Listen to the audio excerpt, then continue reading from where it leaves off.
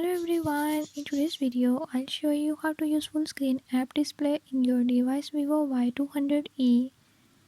In this video I'm gonna show you how you can do it. Before I start, if you are new to my channel, don't forget to subscribe and hit the bell icon. Watch complete video and learn how you can do it. Let's watch the video.